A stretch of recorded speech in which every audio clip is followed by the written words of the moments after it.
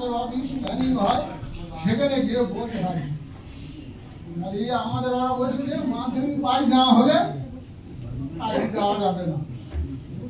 আমি বলছি স্যার, সুশান্তবাবু যায় ওখানে জানিয়ে, বলছি সুশান্তবাবু আমি তো 1000 টাকা মাসে পাই বেকার ভাতা, তাতে কোনো সমস্যা মেটে না।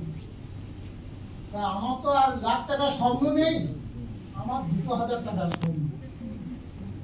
এই বলে বললাম, সুশান্তবাবু বললো যে দেখো তোমার, আমার ধরম ছেলে বললো যে তোমার বাবুকে আইডি খুলে দাও। তাই আইডি খুলে দেওয়ার পরে প্রথম আমার স্ত্রী চিকিৎসা করা শুরু করলাম, 145 টাকা ঢুকলো। 3 মাসের পরে যখন শুরু হলো, আরো 4 জনের আইডি খুলে দিলাম, কেননা এই রোগ শুরু হয়েছে তাদের। তারাও কাজ করতে করতে দেখা যাচ্ছে যে আমার আর পয়সা লাগে না, মোটামুটি 3000 তুলি, 3000 কোটা তুলি।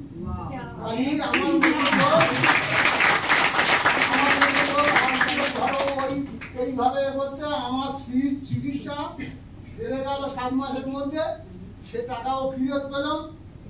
এই ফোন কিনলাম, আমি ফোন জানি না,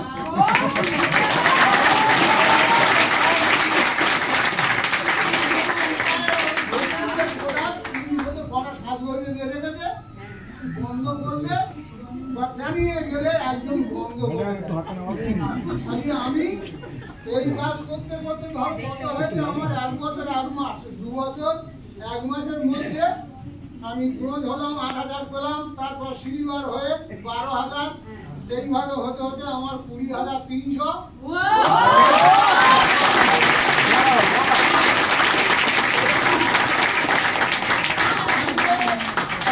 আমি দেখছি যে আমাদের স্বপ্ন পূরণ, কিন্তু এখন দেখতেছি বিদেশে যাবো।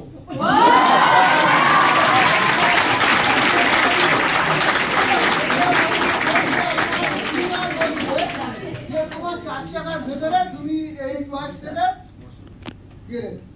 গেলে 4 চাকার মধ্যে নাই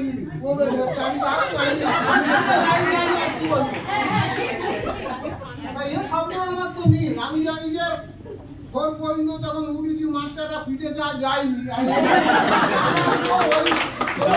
24 ক্লাসে ওটা দরকার নেই, জানি যে হয়তো ওই 4 পর্যন্ত থাকবো। কিন্তু গৌর হরির এমন কৃপা আছে, 4 জন মাস্টার আমার ছিল আছে।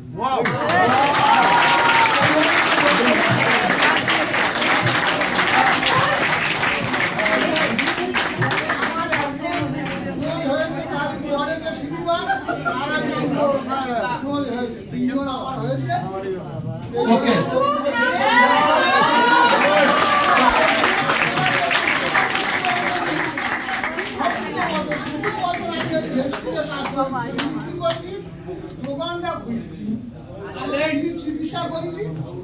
2 নম্বর আমার এই চোখের অসুবিধা ছিল, চক্ষু টিউমার ছিল, এই টিউমার এটা ছিল বড় মুখে, সে হয়ে গেল। আগে আমাদের লোক মুক্ত হয়ে গেল, টাকাও পেলাম। নার্স হোমে যদি 10,000 টাকা কিন্তু না, এখানে শুধু কি করেছি কেনাকাটার মাধ্যমে। আমি কোনো বিজনেস, কেননা আমি পাড়ায় গিয়ে যে একটা রুগী ধরে কাজ মোটে করিনি, শুধু 2 বছর এখানে কেনাকাটার মাধ্যমে আজকের আমার 20,000 প্লাস রোজগার।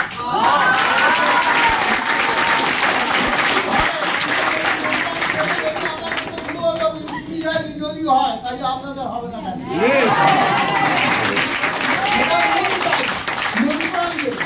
আমি এই আমার আর 4 মাস কোনো টাকা লাগে না, আমি রুগী ধরে ফেলে দিচ্ছি।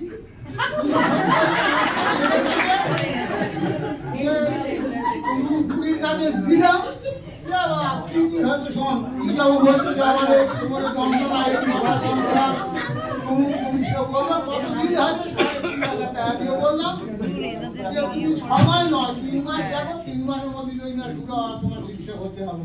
সেইভাবে আমার আর 6 মাস টাকা লাগে না।